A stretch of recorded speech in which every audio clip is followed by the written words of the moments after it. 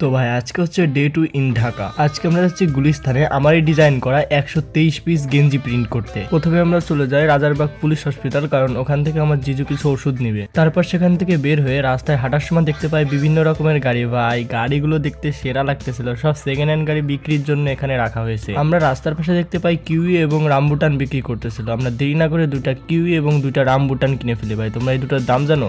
এই দুটার দাম মাত্র 540 টাকা।